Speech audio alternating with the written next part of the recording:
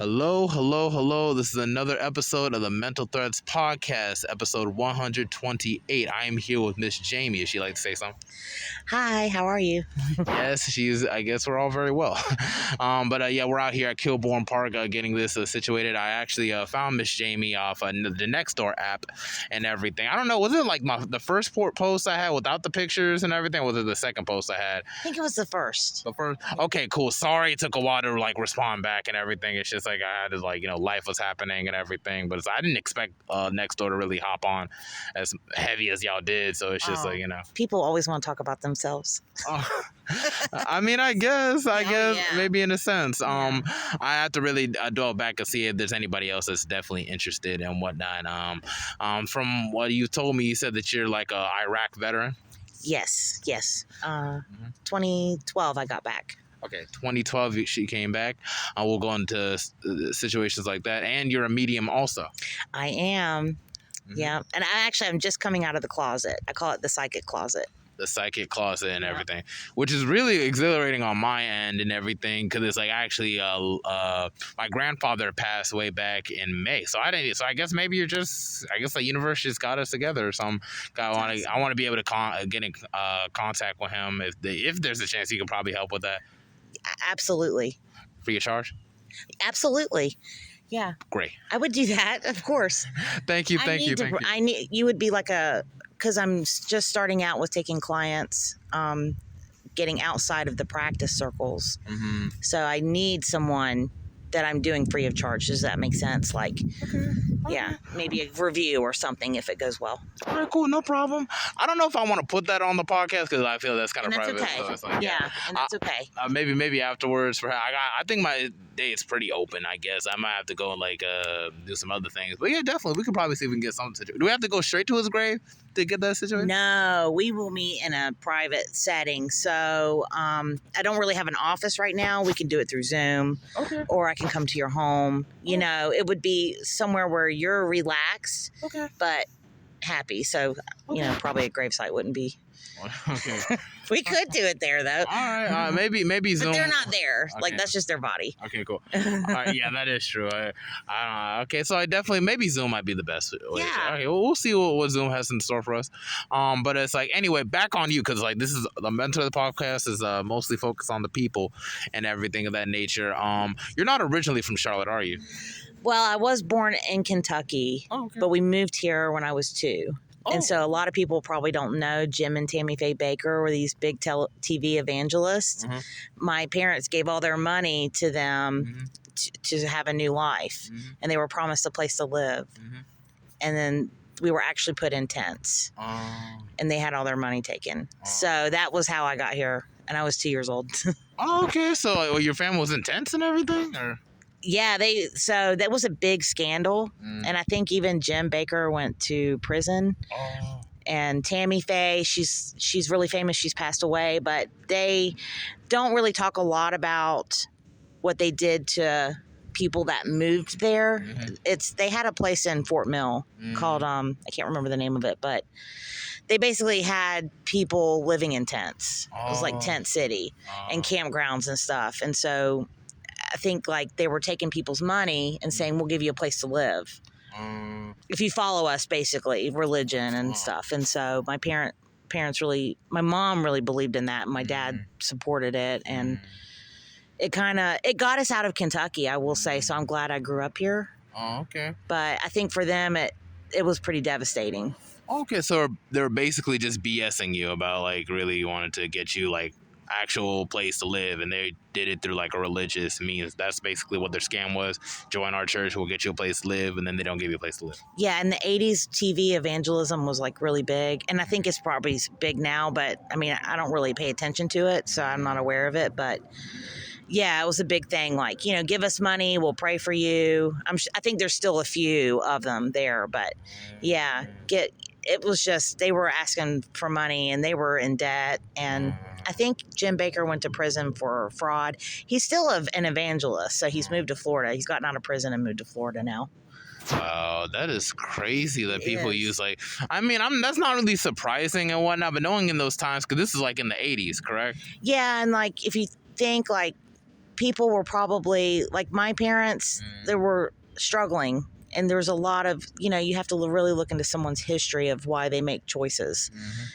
Trauma, all kinds of stuff, family dysfunction, and so it's like me and you. Like I would obviously not give my money, to a TV evangelist, but someone may not.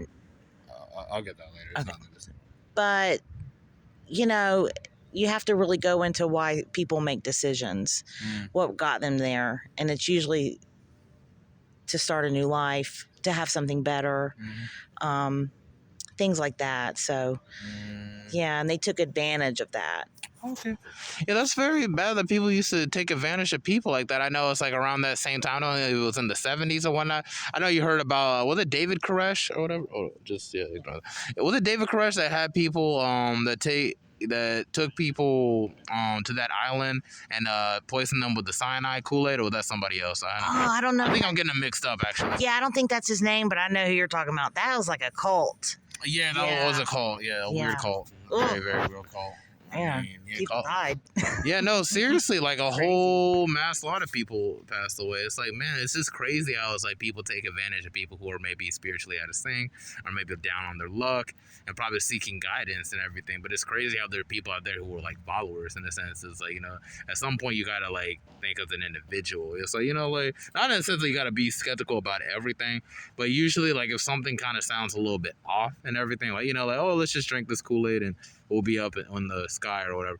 And it's like, I don't know. It's just like being like persuaded into that direction. I know it's probably like, I'm not trying to just break it down and everything, because everybody has their own perspective and what reason why they joined this situation or whatever. But it's just sad how it's like, like how people are just so, I can't seem to just stand on their own when it comes to just like, you don't have to be a part of something to be like valued, basically what I'm saying. I think with that guy on the island, or it was in South America, I think once they got there, they were like threatened with their lives, which they ultimately gave anyway. But yeah, it still happens today. Like that stuff. Yeah, it just still happens. Yeah, people get caught up in cults, man. I need to look up, because I know like on Reddit they like have like stories about things like that, from all types of people. So I'm gonna check out what the Reddit situation is, and it's like really, because I'd be so interested, not just like on the cult and stuff, but just like hearing from other people's perspective. That's why I always have like the whole Mental Threats podcast, just to hear from other people's perspective on thing and whatnot. But back up to you. But in regards to your parents, like, was it like a struggle to bounce back from that? Because going from like a tent to actually finding a home, finding a job, and then finding a place in a whole another town. Because from what I'm understanding, like since you were born in Kentucky, they had roots in Kentucky, correct? Yes, and then I think my dad came from a pretty okay family, but he struggled with alcoholism. And then my mom had a really terrible family. Like the abuse was horrific. And so she also struggles with mental illness and alcoholism and stuff like that. And so, they're probably not making the best decisions. Okay, well, dang, having two parents that have alcoholism, I know that wasn't easy and everything on your end and everything. Well, when I was born, they had met in AA, or I don't know if I should say that, but they, since it's anonymous or autonomous, but they met there, and my parents were sober technically when I was born. Oh, okay. So I didn't see that part. Oh, okay. So they got their lives better like before you were born, basically. In that way. Now, my mom still had issues, but I didn't really notice it because my dad was such a big part of my life, But he passed away on my 9th birthday. Oh. And that changed stuff. Oh, man, that really sucks. I feel like maybe that's why you're so spiritually in tune, because I feel like people who are the most spiritually in tune are usually people that go through like the most struggle in life. So, yeah. It's like I know for a second that maybe I might have a whole lot of spiritual intuitivity. Is it intuitivity? Intuitiveness. Intuitiveness, that's the word. Yeah, to an extent. Because even like checking back on my grandfather's passing away, I had deja vu throughout the whole situation, from the day he passed, from the day we're looking at through his cemetery and everything, trying to pick out a cemetery. It was like I was deja vu, like I was living this life. How many times have I lived this life cycle? But also from the day of his funeral, from the day we saw his dead body for the first first, second, and third time. And just in general, man, it was such like it was sad, but it was like in the sense it was like a whole lot of question marks going in my head, like why does this feel like I'm going through this again? Like it felt like I might have foreseen this. It was a degree, like it felt like a dream. You're living your dreams in reality, basically. I mean, that's amazing to hear, because even if we're not aware of it or we're completely materialistic, and I don't mean like so much collecting things, but a materialistic mindset, like against like not thinking spiritually. Everyone is a spirit being. So yes, like everyone can be intuitive and things like that. And so I think that's some big stuff you were experiencing. Oh yeah, no, see, there's been a whole lot of my life events that I've actually foreseen and happen. I know from the day I graduated college and everything, for me just hugging my aunt and my mom. I remember that was just a deja vu moment. And what was some other deja vu moments? There was a couple here and there. I can't remember off the top of my head because like then I have to look back and try to think back on my memories and which one was a deja vu moment, which wasn't. But it's like, just be time to time when stuff happens where it's like, okay, this was like a deja vu moment. Like I think this might have happened like before or something like this. Something like that. You ever heard this say? But it's like, I'm always interested in the spiritual and intuitiveness of things in general. So that's why I always go to like, tarot card readers and everything. I'm thinking about going to this one tarot card reader in December before the year starts and everything. Although, yeah, I go to church every week to like pray, and that's been helping me with my life in general. And it's just, it's just something that it's like, I feel like that really, really got me interested because I had a condition that I'm still trying to work through. And I've had it since I was 18. Now I'm 24. So it's like, it's been a long time and it held me back from doing a whole lot of things I wanted to do. And everything I try to keep like under wraps on a whole lot. I don't really go into explanation on what it is and everything, but I always said I'm working hard to reverse it and everything. And it's been a struggle. So it's like when I go to those tarot card readers, that's usually the questions I always ask, and they always give me like positives and like, yeah, you'll get over it, be fine and everything. You're gonna live. One thing about tarot card readers, they always say I'm gonna live like up to 80 or 90 years old. Even before, I don't even have to ask; they just tell me. Wow, which is crazy, and it kind of makes sense because I got my great grandmother who's still alive in Liberia, and she's close to she's in her 90s right now. So it's like it's just crazy on that end. But anyway, back to you and everything. So it's like the whole transition from being here and Charlotte and everything. I know you mentioned like your father passed away on your 9th birthday. That's so crazy. Like, do you want to feel free to go into details on how that happened? Well, I think that was probably like if we were like really poor and stuff and struggling, I didn't really notice it before that. I think as a child, you're just having fun. If things are fun, you don't. And but when he passed, that's when my mom's illness really came out, and she started having mental breakdowns, and I had to go stay with different families in my school class and stuff like that. And it was pretty horrific, just being afraid all the time of, the slightest thing would trigger her. And she's still here in Charlotte, but she's even like now she's not speaking to me. But when I lived with her, as a kid, she would go sometimes months without speaking to me. So every morning I'm like, good morning, Mom, and she just would ignore me. I don't know, like she was mad at me. So I really grew up like that, and that really got conditioned in me. And so now that I'm 41, I am trying to reverse that thinking. That's okay. That programming. That's okay. I know you can get that done for sure and everything. I feel like you're very strong and everything, even to go to the army and still be like, a functioning human being. Because people really sleep on like childhood trauma, even with parents and everything, even if they don't mean it sometimes. Like they could put you through situations that you really didn't have to go through and everything. And that could really play into your character over time. Sometimes for the positive, sometimes for the negative and everything, but there's always like a negative, even that comes with the positive, even, it's just like, I feel like, even like, it's just like, it's great that you mentioned about your mother and everything. I'm not trying to compare to my mother, because we're in pretty good terms right now. But it's like growing up, I feel like it was very hectic for me because it was just like, like my parents did go through divorce. I don't want to go into detail on why it happens and whatnot. But it's like, I had to really deal with, my mom's having to, I don't want to say antagonize me or anything, but in a sense, it was always a sense of like adversarial type of environment around her. usually kind of seeing me as kind of like in a sense, I became in a sense a lightning rod to all that negative energy from the divorce and everything. And imagine going through that and you're just a child, you're just 10, 11, going like up to like high school and everything, where it's just like she had to force me into these schools.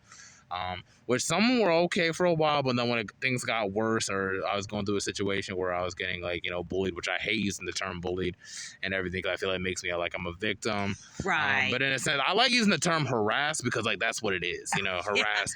You're harassed and everything. And it was like always like, on something like a battle I couldn't fight or everything. Yeah. And, it's just, as a black male growing up and everything, or going to a predominantly white school, like Valentine Plantation area, which you're pretty familiar with that's at, right? Yeah. Yeah. And everything. So I was like an inner city kid, parents fresh from divorce, didn't have a whole lot of money. And then now you're putting me in this school with all these overly privileged children. Yeah. And so a lot of that, I had to be like, victimized to a certain degree, but not in the sense of just like, oh, you just get into fights type of that. I had to start rumors, saying all types of stuff. I did this, I did that, and I never did anything like that. And it was tough. And I feel like she really could have like supported me. She could have really helped me or really sided with me, and she just never did. And for that like, I feel like that kind of like ruined a lot of my connections with women going forward. Yeah. Because I feel like, I just couldn't like trust women to that degree, or I become too overly trusting of the wrong woman, and then it becomes like, harmful towards me. And it becomes that negative reinforcement over time. So it's like just something I need to really learn to really get better at, and having all my female friends and everything to try to keep them around, to try to kind of repair that feminine side of the energy, and also kind of restore the masculine energy too, because they had to deal with that. And, me being basically punked out all the time, like by her boyfriend in my own house. Like it's just, but trying to keep the peace at the same time, because I knew like what it was going to hit if I just lash out every time. So that was it. But back to you and everything. So like in regards to your relationship with your mother, I know it's like it didn't really get better over time, did it? No. Never did. Nope. Well, because I think too, like when I look back, at how I got to this spiritual journey, I see like there's like signposts from way back when, like there were just different signs, and I always questioned just things that my mom's church taught. I never felt connected to it. It was kind of like a not Southern Baptist, but evangelical type of church, and I just didn't believe in that stuff. I didn't think that, I didn't really believe in racism and you're going to go to hell if you have sex before. Like I didn't understand. Like I was like, why would God do that? Why would, why is that? Why are you saying that? That's not nice. And as a kid, I would always say that, and really question it. And it rubbed a lot of people the wrong way. But there was one preacher that would try to answer my questions, and he finally said, you should find spirituality. And I said, well, how do I find that? And at this point I was a teenager, reading it about Buddhism and different religions, and trying to compare all of them, and trying to figure out which one basically was right. And now I just think they're all right. In their own type of way. See, would you say you're kind of like an omnius to a certain degree? It's like almost like there's messages in everything. So, but I believe that. It's I realize now, okay, that was a signpost when he said find spirituality. I grew, there was no internet back then, or I didn't have access to it if there was. So there was no Googling spirituality, in the early 90s. So, I thought, well, who even knows about spirituality? What is that? And it just kind of put that in a place mark, lived out some more of my life, and then finally got to it. Kind of, in a backwards way, I guess you could say. Kind of backwards. I don't feel like that's very backward. I feel like everybody's path is just different. Yeah. And it's just like the crazy thing about even with Christianity, which like they get a lot of flack for now, because I do go to church, like to the Baptist church. I feel like the more I went there and the more I prayed, and the more things started getting better in my life. I don't want to make it seem like some selfish game, like something good has to happen. But it's just like it was just a way that I feel like if it's God of the universe kind of led me to go through that process of going to that same church, and I feel like things just started getting better, like very, very slowly. 'Cause this year especially was very hard for me. So it's just like, Christianity, I feel like on a sense of the community sense, I feel like it kind of ruins it for a lot of people, because like the chances are you've had an issue with somebody who was also claimed to be Christian and you're Christian, and it's like you have this religion that tells you to treat everybody the way you want to be treated. Pretty easy. Like, follow the instructions, but treat people the way you want to be treated. And I think it's hard for people to do that. And I just think there's a lot of like interpretations that are just, I would say, a distortion. Exactly. So if something feels negative, then I consider that, I try to take out the word negative and say it's a distortion of the truth. And so that's really all it is, but I do feel on a humanity scale, we're all working out our stuff. So some people just aren't there yet. Yeah. But yeah. It's always good to be patient with people to that degree. I always try to adopt patience and stuff of that nature. But it's just like, from judging other people for how they live their life and everything, as long as they're not harming anybody, that's not your place. Literally, God literally says not to do that. Don't be judged. Don't try to hurt people. Thou shalt not kill. Thou shalt not do. And it's like people do that anyway. And that's the thing. That's the thing that just turns people off about Christianity, because I always feel like people just kind of pick and choose what parts of the Christianity that they want to follow. That's Yeah, I'm really big into the esoteric Christianity. So esoteric meaning like the hidden meaning of it. And so I kind of got into that recently, but I definitely feel that there was a purpose for everything that got created. And, if whatever church distorts that message, okay, but it still is on a humanity level, our path. And now, it's really easy to get angry at someone that's hating, on someone. And I'm not saying like, oh, we should, love that person that killed that man, but how am I reacting, basically, is what I've been working on. What is my reaction? So if I'm going into hate for that person that's hating someone else, then that's kind of defeating my purpose. It's kind of contradictory in a sense. Yeah, it's kind of like, okay, well then maybe there's something about me I need to work on. How did that person get to that point? What can we do to change that? There's just, it can be overwhelming sometimes thinking about that. It can feel impossible. Yeah. Now, I don't want Christianity to have to go down a path where it's like people just look down at Christianity, because it feels like, like they kind of hold it like it's like some kind of joke, which is like, as a religion, no religion is a joke per se. Honestly, let me just be selective with my words, because you don't know what people believe in, and I don't want to be like against it.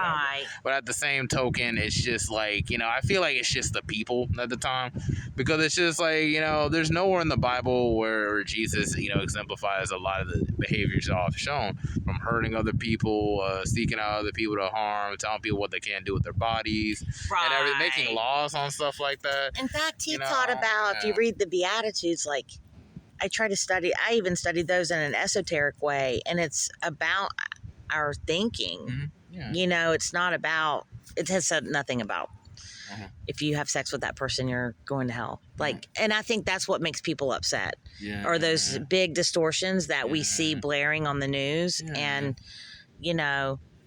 that's makes people angry. Because they use it as a weapon, and that's the problem. It's not a weapon. It's just like, if you believe what you believe in, that's fine. Preach what you believe in, that's fine.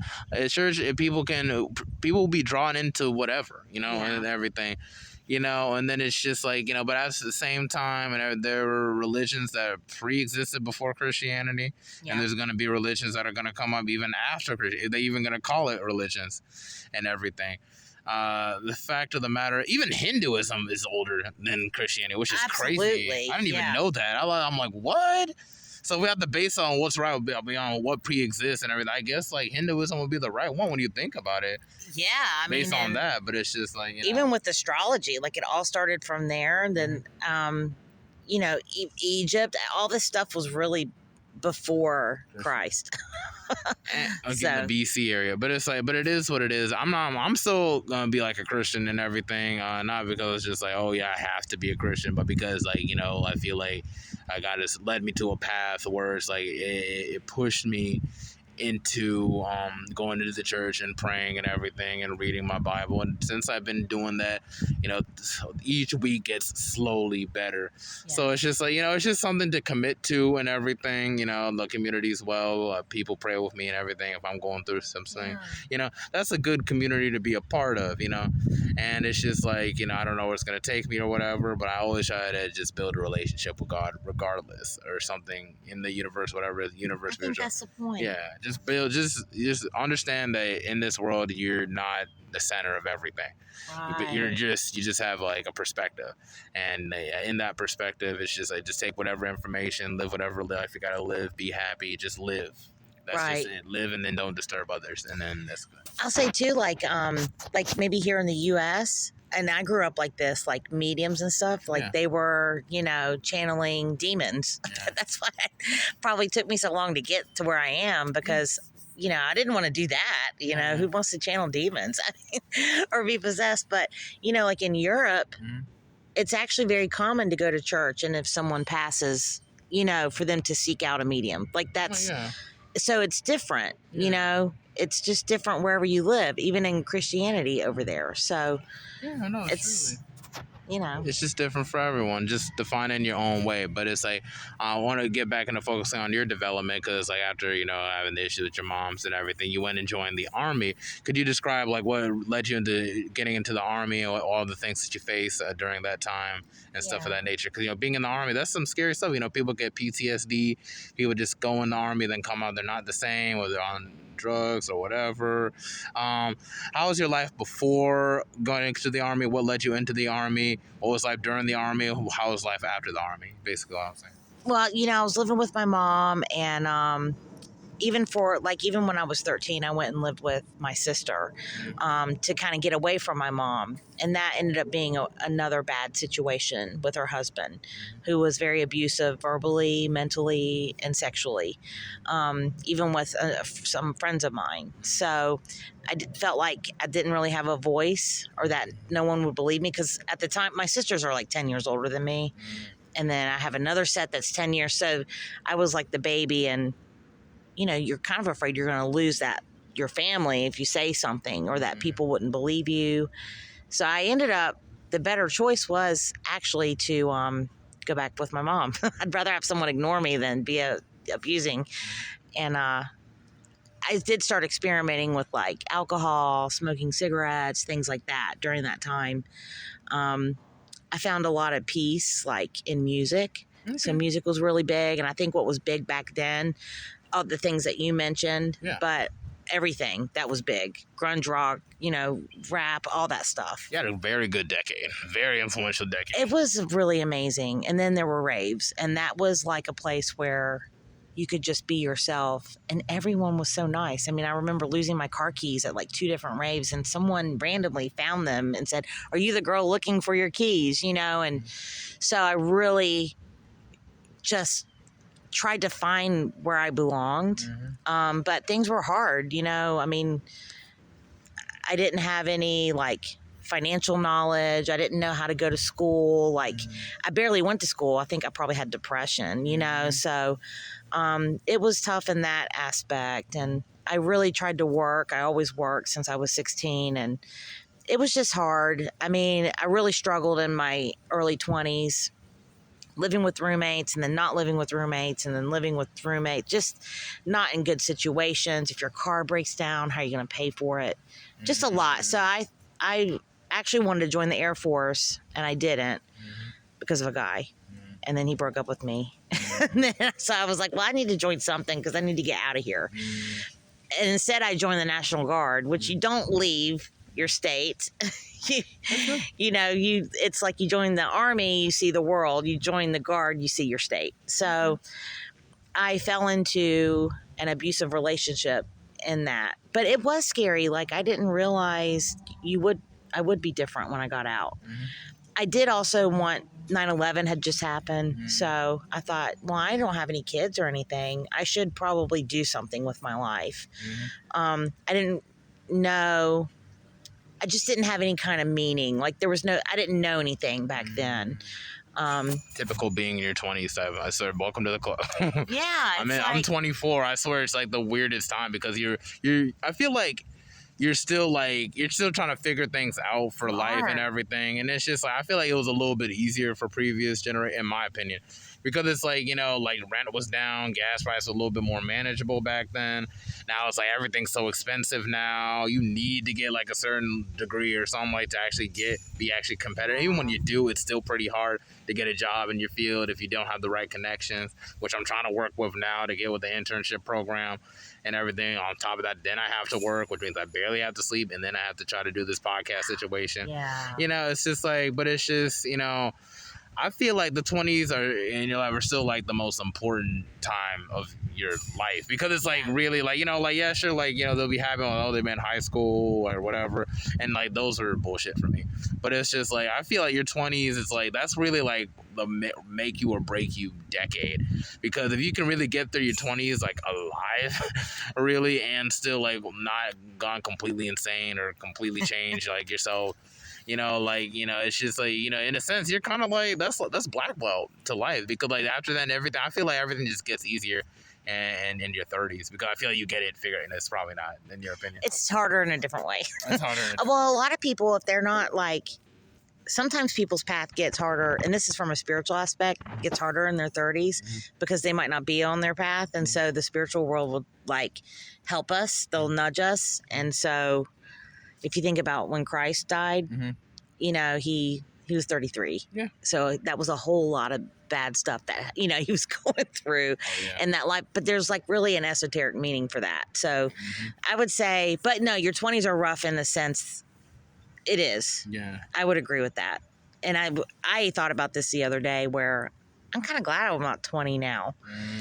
Because it is, and it was hard then. You know, I was really struggling, but I don't know if the amount like you make, it was a big jump to paying rent, but I don't know if it's the same as it is now. Like, I don't know. It just seems like it's way more of a jump. You would be lucky if you found an apartment that you had to pay $1,000 for a month. That's not hard. I think the most I ever paid for an apartment was $720 ever. And that was, and it was, I always tried to keep it around $500, $655. Even my mortgage is not that.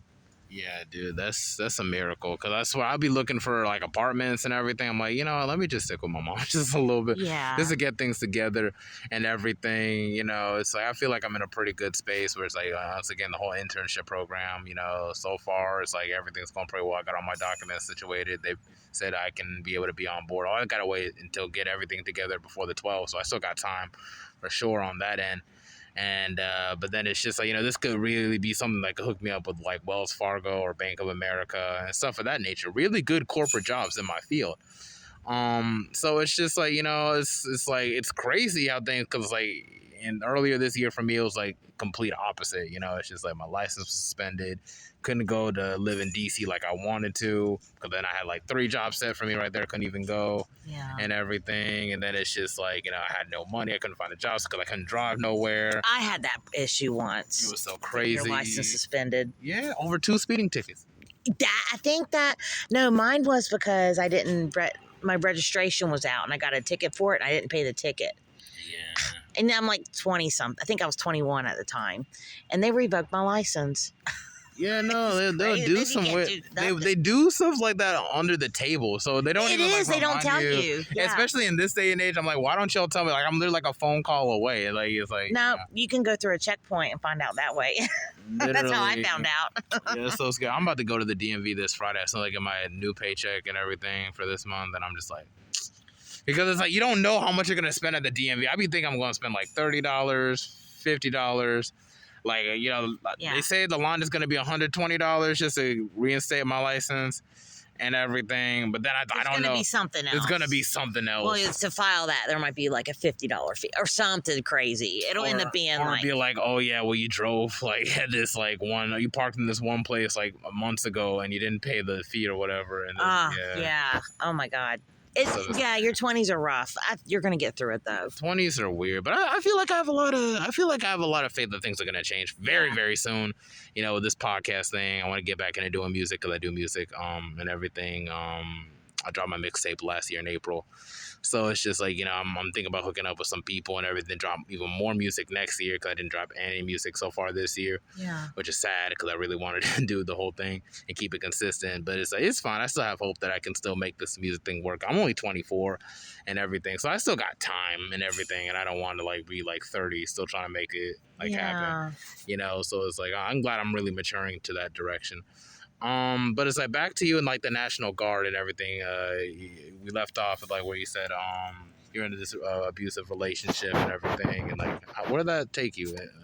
Some dark places because I was really partying really hard anyway. Your 20s and drinking a lot, doing a lot of stuff. 20s. But when I got to my unit and met this guy, and coming from a family, I guess, where I just wanted love, but it's funny how an abuser will can really make someone feel like they're the only one that loves you. Yeah. And they isolate you. I don't even think that was a word back then. And I was really trapped in that.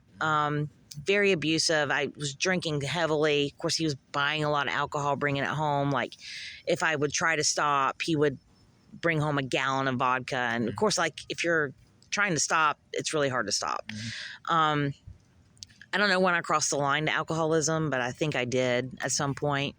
And I just really struggled. It was really, really dark. And there were some instances where he showed out in front of some other service members at nights we were partying, and they didn't do anything. And then I remember I had someone talk to me about my alcoholism or my drinking. They didn't say alcoholism back then. They said I was drinking too much, and I said, well, and I had just finished this class, this EO, Equal Opportunity class, within the Army, and got the certification so that I could help find discrimination, things like that. Because I'm just passionate about everyone being treated fairly. And even back then, I know so much more now about that. But also with harassment, sexual harassment, things like that. But the woman that taught it was the one that pulled me to the side. And I said, you know what? This person is really abusing me. And everything that, of course, he recorded everything I did in a fight. So I looked like the crazy one. It's just crazy, how things get turned around on the victim. That's real. And narcissism, they know what they're doing, bro. It's scary, bro. They have a whole plan, and that's just for you, and how to attack your character, how to isolate you. That's all it's about. They try to do all the means that really that gets them off of your own suffering. And it's crazy. You don't even have to be in a relationship to be hit with no, you don't. Because I left him a few times, and then I finally left him after 5 years. He deployed before me, and so I ended up taking a job down at Fort Bragg, and this was a great job. I was working as a civilian, but doing my job that I did in the military. It was good money, and he would drive down to Fort Bragg and just randomly show up quite a bit, and bring flowers, say how much he loved me and stuff, but he didn't mean it. That's bad. He didn't mean it, and he was always cheating on me and stuff. But yeah, it's just, I'm pretty sure he could be a narcissist. I'm not a doctor, but, actually, a psychologist is what you mean. Yeah, or psychologist. But yeah, I mean, that was tough. And then I deployed. That's a whole nother story about getting deployed because my unit, they didn't have a slot for me. And the Guard, you have to have slots. Anytime the soldier has to have a pay slot. They didn't have that, but I did all the training. And then when they got there, they called me and said, we need you. Because I had the experience because I was doing it full time. And so I was all ready to go, and it took a long time to get my actual orders to go overseas, and that was a big mess. I remember like reporting that sergeant, and he gaslit me, and I mean, it's just I'm telling you, there's like a he said, she said, and a big brother system within these entities. You know, I'm not saying everybody experiences that, but boy, I sure saw it. You know, like someone's going to cover themselves up rather than admit, hey, I made a mistake, because it cost me a lot of money and a lot of drama. But I finally made it over there, and you know, that's a whole nother thing. Yeah, I think that just comes with being like an empath or spiritual in general, because it's like you always come across these narcissistic entities and everything, but if you hear from like a third person percent, they saying like oh yeah, you're just like being a victim or something like that. And it's like no, it's not true. There are people like that who literally lie to you to your face over things that there's no business lying to you about. They have people in this world that are literally like, you know, have no business in like valuing you as like an individual and just want to exploit you. And then when they can't exploit you no more, they try to destroy your character all types of ways. They exist. That's what narcissism is. I just had an experience buying some appliances through Facebook Marketplace. Like, it literally happened to me again, except now I am strong enough to like file the police report. Okay, well, they're telling me I have to go to civil. Well, I'm strong enough to actually do that. You know, like back then I wasn't strong enough to do that. I was scared. Yeah, but it's like at the same time you're a female, so it's just like you can, when you file a police report or you take take people to court, do things like the law wants you to do. Yeah. It's like you're taking responsibility. It'll be seen as like a positive.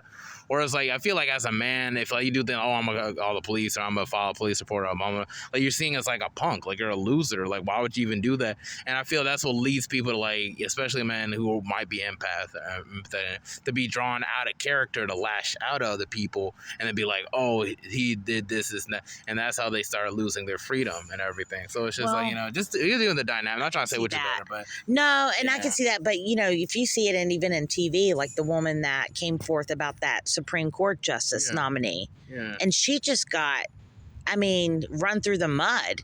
You know, and you have other women that will say they don't believe her, and I'm like, what is going on here? Are we just in the Twilight Zone? Like, someone is saying they were, you know, sexually assaulted and drunk and drinking and everything in college, and they actually, like, it was like 15 minutes. What was that dude that like lay down with that girl next to a trash can? She was drunk. What he said, it was like 15 minutes of fun. Like, his father said it was 15 minutes of fun and everything. I'm like, y'all really want to keep y'all kids out of jail, but y'all never want to teach them to keep their hands to themselves. I know, it's like really like people not facing reality or like their truth. It's like just total denial. I don't know what it is, but I mean, and I'm sure maybe I suffered from that. It just wasn't as extreme, but I don't know. Yeah, one thing I noticed, I tell myself every day, it's just like the bravest people are the people that have to overcome adversity and have the courage to keep going, whatever form that comes. The coward does the absolute most to do all sorts of nonsensical things, and then they never have to face responsibility. And then they just learn to get away with it. But some way, the universe repays them, whether it be through their children, whether it be through like difficulties in their life, but whatever it is, it's our job as the empath to just spread love and positivity and then connect with others, and that's it. You know, nothing more, nothing less, and then try to stay on our path, and that's it. You know, like, as hard as it's gonna be, but it's and you know, we have to. What shadow work is looking at your dark stuff, your shadow, and admitting to it, or even loving it, accepting it. But when you refuse to see it, which is what, you know, we see, like people defending their bad behavior, that's refusing to look at it. And it gets bigger. It actually just takes over. And so that's kind of like what shadow work does, is like when I can acknowledge, oh, maybe I was wrong about that, you know, then it actually doesn't take over me. No, really. No, it's really good to do that due diligence to really build on yourself as an individual. Like, seriously, like, you know, I feel that just comes with being an empath too. It's like we're guilty about things we didn't even do wrong. I would agree with that. That's just like even if we have no control of the people's emotions, how they feel about whatever, we have no control over that. But it always feels like we have control. Like we could do something about it. Well, we can't. We can't do that. That's your own responsibility to manage your own emotions, just like we are too. And it's just like it's weird how it's just like this generation kind of pushes to that direction. Not even this generation, Yeah. but how this world kind of pushes in that direction where it's kind of ran by narcissists.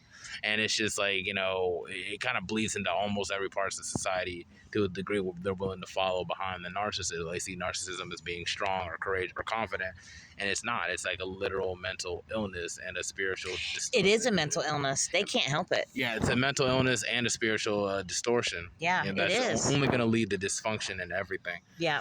But back to your situation with the whole army situation. So you were basically deployed. You already had a job and everything. This person just kept coming in and out of your life. And where did that take it to?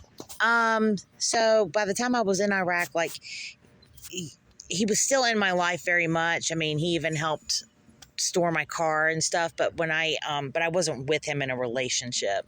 And so I already knew he was cheating on me and stuff. And actually the girl he was cheating on me with, he's married to now. So anyway, it's really who was another service member's wife. So they were both cheating with each other. And anyway, so but when I got home, that's really when things ended. Like, my family didn't show up to pick me up. We got home on Christmas Day, and it was like a big deal to get us home on Christmas Day. Like, the higher ups really wanted to do that. And so when I told my family, they were like, oh, we're going to make signs and we're going to pick you up at the airport. And when I got home, they weren't there. Dang. My sisters and stuff. So I was like, wow. And guess who was? Who? That guy. Wow. Okay. And so it's like, well, I don't have anywhere to go. So he's like, well, let's get up. You're exhausted when you come back home from deployment. Like, all you want to do is sleep. So we got a hotel. Actually, we went and saw his family, got a hotel. And then he started like being an asshole, like just like calling other girls right in front of me. And I said, look, I don't care who you're with, but just be respectful that I'm right here, and he got mad and left me there with my army bag. And actually my bags were lost on flight. So I only had like my nap, your backpack.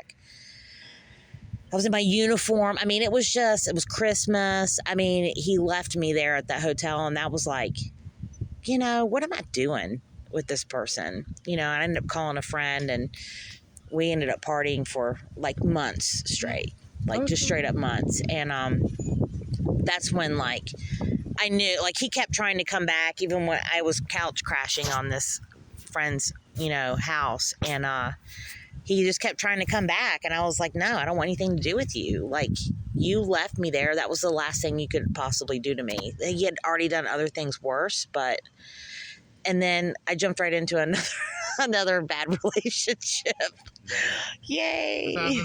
So that got really ugly too. But, honestly, it took me a while to really get through that and get over that, because you really think you love someone. And now I look back, I'm like, man, that wasn't love. Yeah. I don't know what that was. I was probably mourning a loss, but, God. Yeah. But that got me into really probably drinking to where I could not stop. Dang. How long did it take you to overcome that habit? So I think with me, like, that got worse over time, like a long period of time, like probably 2 decades. And then I ended up getting a really good job in Charlotte. I mean, this was a good company. I started that job as a hot mess, because I was in that relationship. It got bad. And then I was leaving it. I had to go to court because he assaulted me and all kinds of stuff. And I just had a lot of drama, and I just couldn't stop drinking. Of course, I think a lot of that was affecting. But I was at that job for 5 years. And that's when, so all those 5 years, the drinking was so bad that I basically had enough. And so it was a sickness that caused me to seek help, but it still took like a good year. No, 1 year. Like, it took a year of me trying to get sober. And I did it. And I did it through a program, a 12-step program that is what got me into spirituality. Because I ended up having, like, I felt like I should leave that program. And that's a whole nother story. But you know, I didn't, because you kind of get told like if you leave, you'll drink again, you know. But that's a whole nother story. And you never got deep with drinking since then, right? Oh no, I've been sober for 4 years. That's good. That's Yeah. really good. No matter how long it takes or how long it's been, it's always good to really leave bad habits alone and everything. You know, I remember like when I got out of high school and everything, it's just like, you know, this like, my mom had put me in this high school. It was like a very small charter school, and I always had issues. You know, people like always put out rumors saying that I hit women and all types of weird stuff. You know, just to get me isolated, and it would just make people just always like mad and angry towards me and isolate me for nothing. And it was just tough, you know, That's really terrible. to live. And it was just, you don't do nothing to nobody, but then it's like, you know, I always try to like laugh at my friends. And I wouldn't say I was like the most confident, but I try to be and everything, because, you know, if you're be a slave to your insecurities, you won't be able to grow. You can acknowledge that they're there, but then acknowledge that also it's like, well, your flaws are just a part of your beauty overall. And that's just how my philosophy and my mindset to everything when it came to that. But it's that people just have issues with that until they try to twist your image all types of weird ways. Now, all you want to do is just have fun and laugh. Yeah. But yeah, when I didn't have friends like that, or my friends were kind of fake like that, or like that, you know, it's just, you end up getting up in these circles and all you do is just smoke pot and then all that all the time. And that's what I did all the time. I'll barely go to class. Sometimes I'll go to class and I'll do a little bit better, but then some class I would like mess up. Yeah. And then it would just went to a point where it's like, you know, this girl I wouldn't really link with romantically as I wanted to, and everything, due to like all sorts of situations and everything, where it's like she was just doing whatever with whoever, so people just kind of like try to put it in my face all the time, and it's like, we weren't even in a relationship like that. And they would try to use it as a sense of like antagonize me for it, all types of weird stuff. Everybody just, people that were absolute strangers hating on me, with people who've hated on me since high school, with people who've hated on me since middle school and everything, all culminating into one group and everything. And it got to a point where I was just end up being isolated and all. And on top of that, I had a condition I had to deal with all the way up until I was now to this day, since I was 18. And it just took so much out of me and away from me. But I just know that in life, like going forward, having the courage to move forward is all that matters and everything. And that's just my mindset. Yeah. You know, and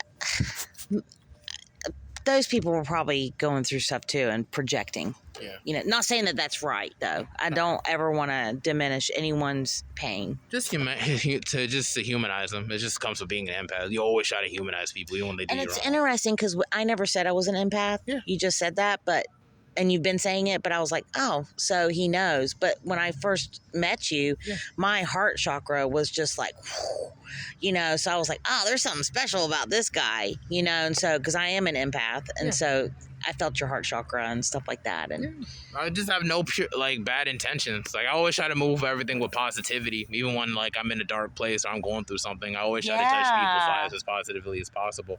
I always try to listen and always try to be there as much as I can, you know, because nobody was there for me. So I just can't help it. You know, it's just kind of, I mean, that's like what it's all about. You take your pain and help someone else. Yeah, no, seriously. It's just, I don't know. I just try to help people as best as I can. Not because I'm some superhero, some angel, but because I just know it's just like the world's a pretty crappy place anyway. Why not make it a little bit better for someone else? But that's like, you know, I think that's what we're supposed to do is help each other, you know?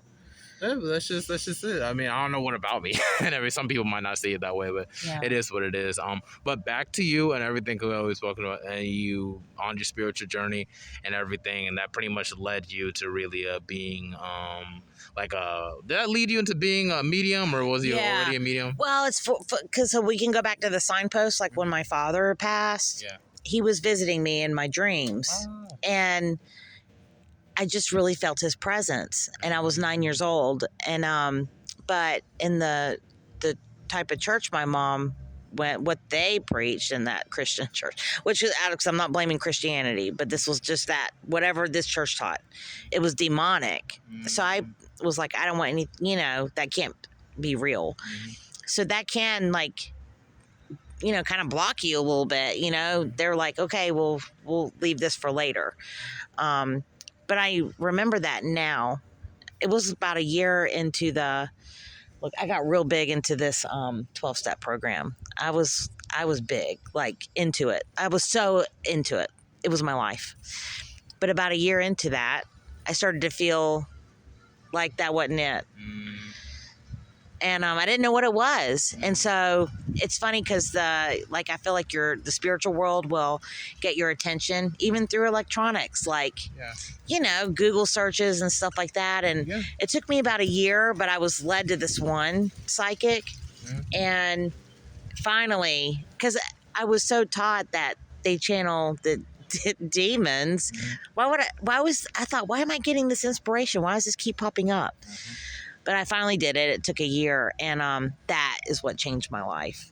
They were like, you have this, you're here for a reason. It basically opened everything up for me. And so that person started mentoring me, and he's not mentoring me now. I've moved on, but I really had to come out of the closet in myself, not just like in public, but I had to, talk about really, it was like fast track healing, like trusting myself, trusting what was being given to me, that this is real, even though I felt it's real.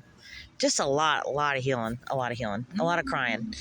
It's all right. Yeah. But, a lot of change too. Like things that are no longer serving you fall away, including relationships. Yeah.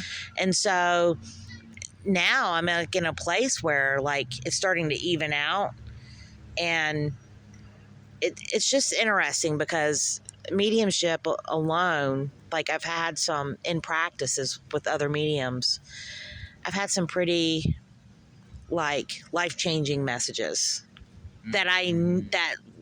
so I do evidential mediumship where it's specific pieces of evidence that only like that you would know that it's that person. Okay. So that's that way that life exists beyond the body. And that's kind of tied in with spiritualism. But that I really believe in. And so I had written a lot of questions over the years in my journal, and even just recently. And then I had this practice reading, and those questions were being answered. And so I felt this sense of just love, that we're not alone. Yeah. And that there is a reason for everything. And the only true way to know someone is to walk in their shoes. And so if you've walked through a lot of trauma, you can really understand someone else in that sense. Yeah. So it's like, I know in church and everything, because I don't want to be like throw Christianity everybody. I know. I feel like I keep doing that. I don't mean to do that. I promise. But in church, literally, like this is one point. One day I went to church and I actually like the sermon and everything that says like be thankful for your struggle, because that's a hint that you might be one of God's like favorites. Yeah. Because it's just like for you to go through struggle and everything, he must have a lot of faith in you to really go through all that and still like maintain as who you are and still like be the best version of yourself and like be like his follower, his children, and everything is like to go through like the most struggle. Even like Jesus was put on a cross, dude lived the perfect life, and they murdered him in like the worst way. Yeah, dude, but he was always prosecuted in some way. Like everyone bashed him. He was doing, nobody really liked him except his followers, which was crazy because dude, all the dude did was like turn water into wine. Dude walked on water to help people. Dude turned the dead to like life. People. He healed people, and still there was somebody who was like, you know what? Screw that guy. It's because, and I think there's a lot of esoteric reasons for that, but materialism is a big thing too. So it's like, even them, like, well, he's making us not make money. If people are giving to the church, we can't have him just throwing, telling us we can't do that. That's like, I can tell you all kinds of stuff, but the podcast would be too long. But that'd be another day. But we have to go. We got to go to like an hour. I still could hang on for like a good 12 minutes. So. Well, this would be way too much above that. But basically, he was a good person, and he pissed people off. So to put it simply. To put it simply, people don't like good people. Like the better your heart is, they don't want to change. Yeah, they don't want to change. I think it's more they don't. If something makes you feel a certain way, that's anything but good. Yeah. I always think that that's something to look at. Now, that doesn't mean that since I'm saying it, I always do it immediately. But eventually I will get to that point, and I think that's what's really been happening the last few years. Like if that person cuts me off and I get pissed off, why? You know, what is that in there that I'm not seeing, you know? And that's a pretty life-changing exercise. You can do it with everything. The news, social media, Nextdoor. Yeah. Nextdoor, there's a lot of on Nextdoor that really get under my skin. I'm not on Nextdoor long enough for people to get irritated like that. I'm on Nextdoor long enough just to get interviews and everything. So it's just like, you know, like you're the first person I interview off Nextdoor, which is like crazy. I've been meaning to do this for a while, but yeah, I think you're the first one. And I have to think like, okay, well, why am I getting on something that's upsetting me? You know, reading all these comments and stuff, because if you do that, it's almost like disturbing. Yeah, like you're kind of like you're like seeing how people really think. Yeah, you're kind of hurting yourself on that end because that's like absolutely. Negativity. You know, it's just I don't know. I'm not on it that enough to really know what it is. To me, it's just like Facebook, but like local Facebook when I think about it. It is, and I'll tell you, it's like drama. There's so much drama. I didn't think you had drama on Nextdoor. Oh, they do. It's social media. Just get on there and just read through it, and you'll see. I'll probably see. I don't know. I'm just trying to put there to like do like put. I think that's great what you did, though. Yeah, just do the whole interview thing. I've been meaning to do it for a while, and then I try to hop on for it, but then there was a whole lot of things going on in my life. But now I'm at a place where it's like, now it's going to get really hard to do interviews because like now I'm like, I have to do like that, and then year up, and then like this, which I'm going to have no time to sleep at all. But it's just like, you know, I'm still trying to give people like, you know, try to use this platform as a place where people can express themselves, what they've been through, their background, whether if you're a music artist, an educator, a war veteran like yourself. You're the third war veteran I've even like interviewed and everything. And we didn't even talk all about, you know, the National Guard entirely. We've been talking about all types of stuff. Oh, yeah. So it's like, it's more than three-dimensional. So it's like, you know, it's just, you know, I don't know why. This whole podcast thing started off on a vision board, and now it's like, now I'm like 128 episodes deep now, which is like... that's great. Crazy. The power of manifestation, the power of energy sourcing into your dreams and stuff. And it can really help you get really, really far and everything. So it's just, you know, I do appreciate you for hopping on and everything. But if we had to get back onto like the whole situation of like you doing a medium work and everything, what was the time where it's like you did medium work and somebody said, oh my gosh, ain't no way you would know that? And like, it's like, yeah. No, you can keep them anonymous too, just so you know. Well, so I'm not really reading the public just yet. Okay. But that's literally about to happen. Okay. But that's been a journey all on its own as well, because different types of mediums do different types of mediumship readings, and so I only found like this spiritualist mediumship, I think in June, and I like that you said like, once you put something on a vision board, it feels like things get in the way, and then more things get in the way and so I think there's like a reason for that, not to distract you, but to kind of, I think you can ask the spiritual world or God to help me with that, because that happens all the time with me. Like it even happened with, I'm going to sit and I've been taking classes since June with regards to just this type of evidential mediumship, and I'm really building that. But sitting in circles, practicing with other mediums, scheduling practices, working out a lot of the kinks, and just doing the mechanics, even sometimes wording things in front of a sitter, you know, because you want the sitter to be uplifted, you know, and healed. It should be healing for someone. And it's good to practice because you make mistakes, you know, but everything got in the way. Like, you name it, it got in the way. Even part of my house is under construction. Like, it's just like, how many things can happen? And I'm trying to really just focus on this, you know, but I'm still doing it. So if you just make an effort, it's going to work out for you. Yeah, no, seriously. I feel like that's just everything that you want to do in life. Like, even with Eminem and everything, he became a rap artist. His whole life was getting crazy. But then now he just got inducted in the Rock and Roll Hall of Fame. I love it. You know, he's sober too. Yeah, he's been sober for a while, you know, because he did drop the album Relapse and everything. Was it Relapse or Recovery? Yeah, things of that nature. So it's like that was a very big part of his life and everything. He still managed to overcome that and still become one of like the greatest artists ever. Like arguably the greatest artist ever. He is, yeah. In a sense. But it's just like, with him being in the Rock and Roll Hall of Fame and everything, and still, like, it's still going up from there. It's just like it does give me hope and everything that I can really turn this music thing into something greater. I can turn this podcast thing, just everything in life, no matter where you're going through. It's like greatness, no matter how humble it might become. Start from, it's always assured, like, with good hard work, determination, and a vision. And I just apply that in regards to everything that I do and stuff of that nature. So that's just kind of how I see it to that degree. But everything. So, like, have you had situations where you've ever, like, did medium work for somebody and it's just like it just went crazy? You haven't really. Well, so the point is, like, for me to bring in evidence that I wouldn't know, because it's not me. I am just, like, basically a channel for spirit to use, my voice, my mind. They basically, there's like a veil, and they have to push through this big giant filter, to get through us. And so there's a lot of work that, like, I have to do.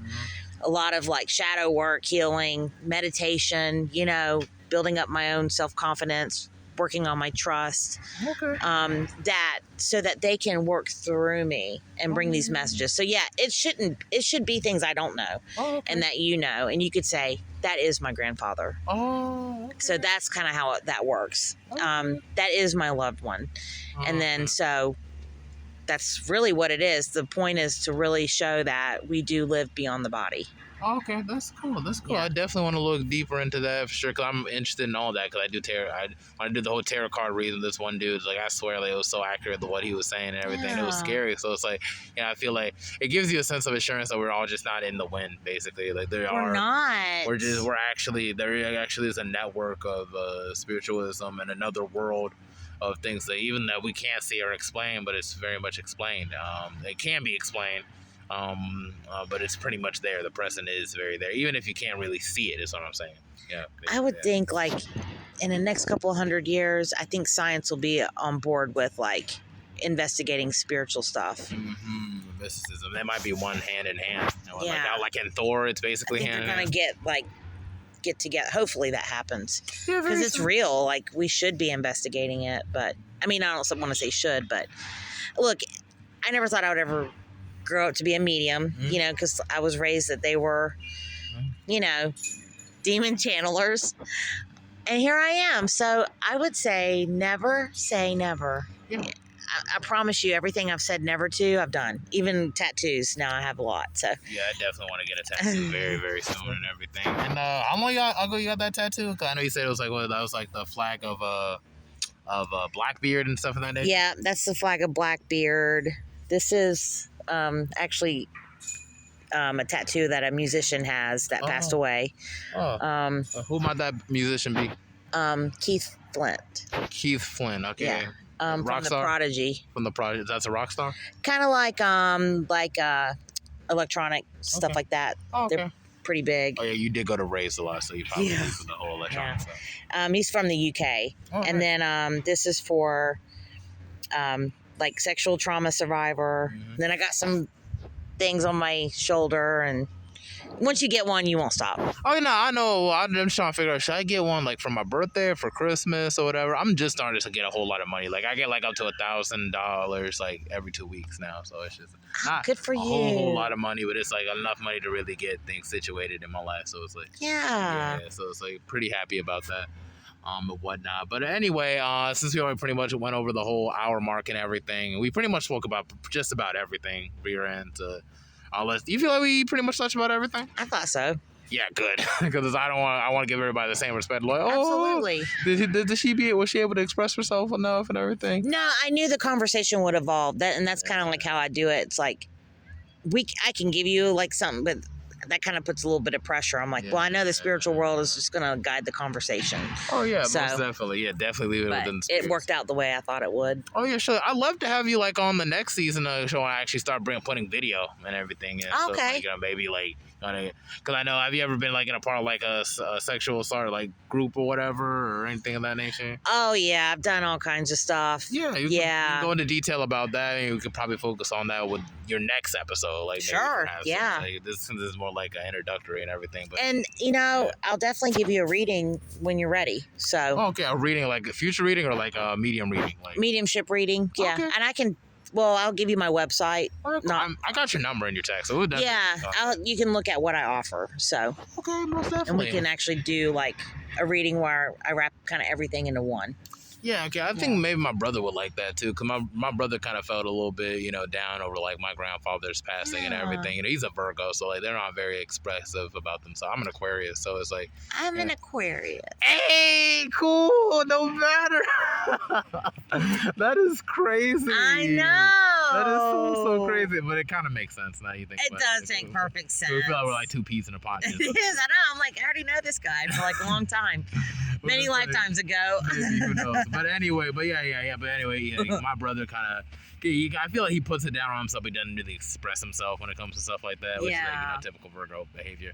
But it's just like, because like me and my grandfather were really, really close and everything. I was just, especially with my issues there, I'd always like hang out with my grandfather, around my grandfather a lot, because he was like, they were from Liberia. So it's like, being around with your elders, to me, that means a little bit more to me, especially I'm the first grandchild.